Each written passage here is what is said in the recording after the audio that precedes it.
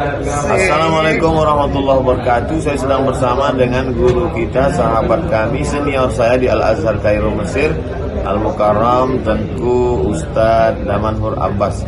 Jangan lupa ikuti kajian beliau. Yang tidak bisa, jangan ketinggalan ikuti kajian online beliau di channel Ustadz Damanhur Abbas Official. Subscribe, like, share, and comment.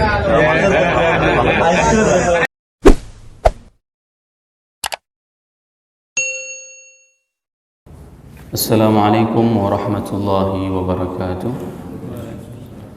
Alhamdulillahilladzi ahyana ba'dama amatana wa ilaihin nusyur. Asyhadu an la ilaha illallah lahu da'watul haqq, harisun 'alaiha wa awjaba tabsyiri biha wal takum minkum ummatun yad'una ila al-khair wa ya'muruna bil ma'ruf wa yanhauna 'anil munkar wa ulaika humul muflihun. Wa asyhadu anna Muhammadan 'abduhu wa rasuluhu ballagha ar-risalah wa adda al-amanah ونصح الأمة وكشف الغمة حتى آتانا اليقين ليلها كنهارها لا يزيغ عنها إلا هالك. اللهم صل على سيدنا محمد النبي الأمي الحبيب المحبوب العلي القدر العظيم الجاه وعلى أزواجه أمهات المؤمنين وذرياته وآل بيته وأصحابه أجمعين وأحيينا اللهم على سنته وأمتنا في ملته واشرنا مع زمرته مع الذين أنعمت عليهم من النبيين والصديقين والشهداء والصالحين وحسن أولئك رفيقا. رب اشرح لي صدري ويسر لي أمري واحلل عقدة من لساني يفقهوا قولي أما بعد. Para asatiz yang saya muliakan, ayah bunda yang saya cintai, dan bapak ibu jemaah salat subuh yang dirahmati Allah, marilah kita memuji Allah sembari beriktikaf di tempat yang penuh dengan keberkahan ini, dikarenakan Allah masih memberikan segala kenikmatan kepada kita, sehingga kita telah diberikan umur panjang dan kenikmatan iman dapat melangkahkan kaki kita untuk melaksanakan salat subuh berjamaah. Di antara saudara-saudara kita masih banyak yang terbaring di atas tempat tidur, di atas tempat tidurnya mendengarkan suara panggilan azan yang sama sebagaimana kita mendengarkan tadi, namun mereka lebih memilih untuk berdiam diri di dalam rumah mereka. Ini nikmat yang Allah masih berikan kepada kita, sehingga ada di antara jamaah tadi yang memang sebelum pun azan berkumandang tetapi telah mengisi tempat ini dengan memuji Allah. Semoga nikmat seperti ini terus Allah berikan kepada kita senantiasa, sehingga kita menjadi hamba-hambanya yang terus beramal saleh. Salawat dan salam mari sama-sama kita panjatkan kepada junjungan kita Nabi besar Muhammad sallallahu alaihi wasallam yang telah mengajarkan kepada kita segala ilmu pengetahuan, terutama ilmu syariat ini. Rasul mengajarkan kepada kita pada saat kita berjumpa dengan ayat-ayat tasbih, maka Rasul menganjurkan kepada kita untuk bertasbih. Apabila kita berjumpa dengan ayat-ayat tahmid, maka Rasul mengajarkan kepada umatnya untuk bertahmid. Di akhir rakaat kedua tadi ada ayat yang mengatakan tentang bagaimana maha sucinya Allah. Maka pada saat itu kita memberikan jeda sedikit untuk bertasbih kepada Allah. Boleh dibacakan subhanallah, alhamdulillah, wala ilaha illallah, wallahu akbar. Begitulah Rasulullah SAW mengajarkan kepada kita segala aspek bagaimana tatanan cara beribadah kita.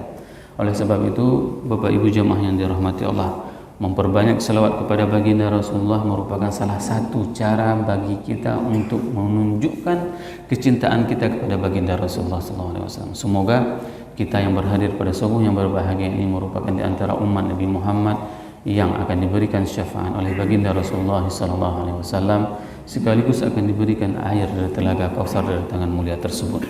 Allahumma amin. Bapak Ibu jemaah salat subuh yang dirahmati Allah, pada subuh yang berbahagia ini kita telah memasuki fase yang terakhir dari surat Abasa, di mana di fase awal menceritakan bagaimana perjuangan Rasulullah dalam berdakwah. Yang kedua adalah fase kenikmatan yang Allah berikan kepada kita dengan mempersiapkan semua jagat raya ini, alam semesta ini kepada kita, bahwasanya tidak ada campur tangan manusia. Semuanya itu adalah memang kreasi by Allah. Allah lah yang membuat sehingga menyediakan segala sesuatu yang ada di atas jagat raya ini sehingga kita nyaman untuk hidup. Nah, pada fase ketiga Allah memulai dengan firman-Nya, a'udzubillahi minasyaitonirrajim, bismillahirrahmanirrahim, fa idza ja'atis sakhah, apabila sangkakala itu ditiup. Para mufassirin mengatakan bahwasanya ini adalah sangkakala kedua, di mana kita mengetahui bahwasanya ini adalah sangkakala kedua.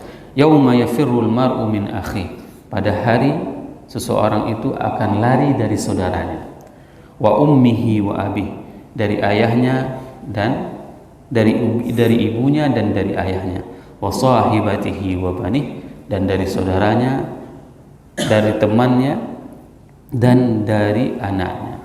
Likulli imri'in minhum yawma idzin sya'nun yughni, karena pada hari itu semua orang itu sibuk dengan urusannya masing-masing. Ini merupakan gambaran bagaimana kondisi hari kiamat pada saat ditiup sangkakala kedua.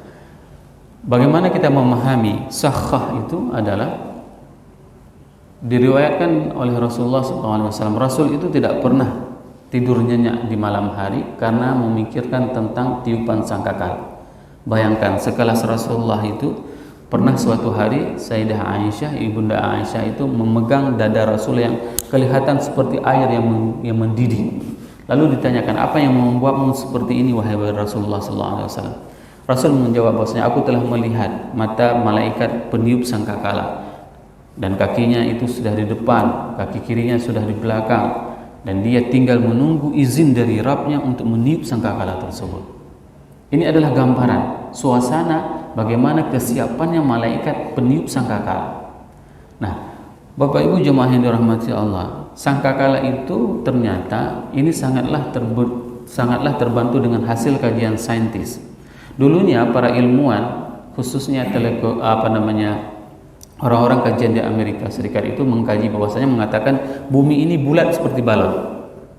Ini yang diungkapkan oleh para ilmuwan. Dulunya mereka beranggapan bahwasanya bumi ini bulat seperti balon yang ditiup terus membesar bulat.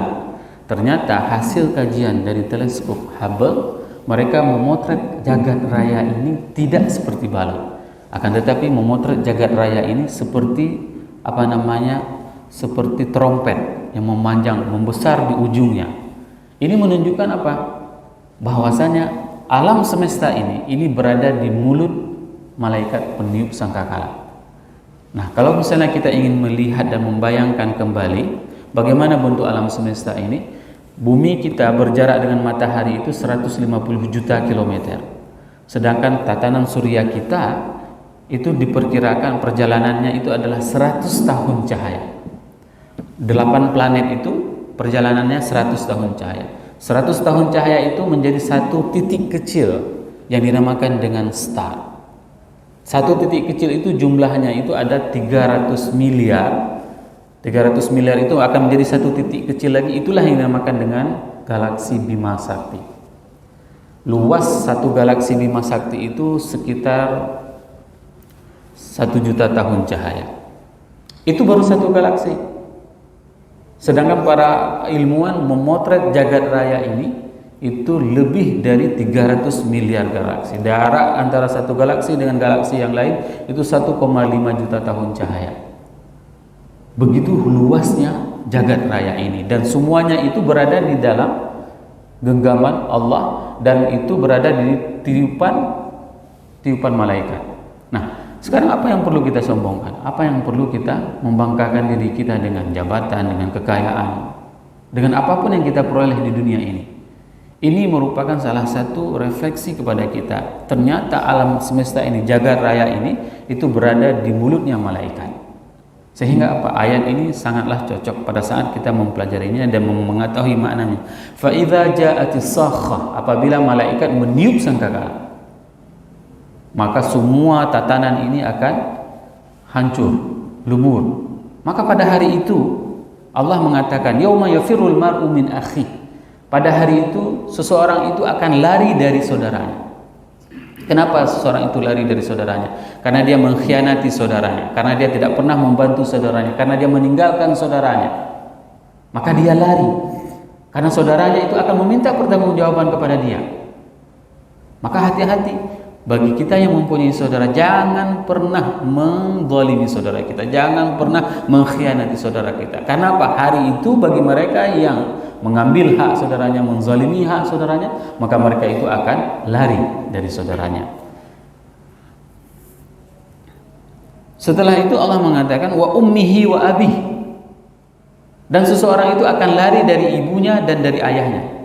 Kenapa seorang anak lari dari ibu? Dikarenakan anak tersebut adalah anak durhaka, tidak berbakti kepada orang tuanya, dia tidak berbakti kepada ibunya, dia tidak berbakti kepada ayahnya, maka anak tersebut akan lari dari ibunya. Ibu juga akan lari dari anaknya. Dikarenakan apa? Dikarenakan ibu tidak pernah mendidik anaknya, tidak pernah mendidik anaknya, mengajarkan anaknya. Seorang ayah juga akan lari dari anaknya. Dikarenakan apa?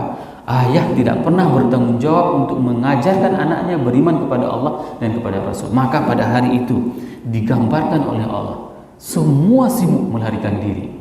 Dikarenakan mereka tidak pernah menjadikan semua instrumen ini sebagai pendekatan diri kepada Allah dan kepada Rasul. Wa sahibatihi wa banih, dan saudara-saudaranya, teman-temannya dan anak-anaknya. Para teman itu akan menjadi musuh nanti pada hari akhirat. Hari ini berapa banyak orang yang mempunyai teman dekat, Bapak Ibu jemaah yang dirahmati Allah. Kita kemanapun itu selalu bersama. Namun di hari akhirat teman tersebut akan lari dari kita, ataupun kita akan melarikan diri dari teman kita. Al-akhilla yawma idzin aduun. Teman dekat itu Allah gambarkan dalam Al-Quran. Al-akhilla yawma idzin aduun. Teman dekat di dunia ini pada hari akhirat mereka akan jadi musuh. Bayangkan berapa banyak hari ini mereka yang berteman, akan tetapi pertemanan mereka itu bukan dikarenakan untuk mendekatkan dirinya kepada Allah. Padahal di dalam sebuah hadis qudsi Allah mengatakan bahwasanya aku tetapkan cintaku kepada mereka hambaku. Dikarenakan apa? Apabila mereka berteman, maka bertemannya mereka itu dikarenakan kecintaannya kepadaku.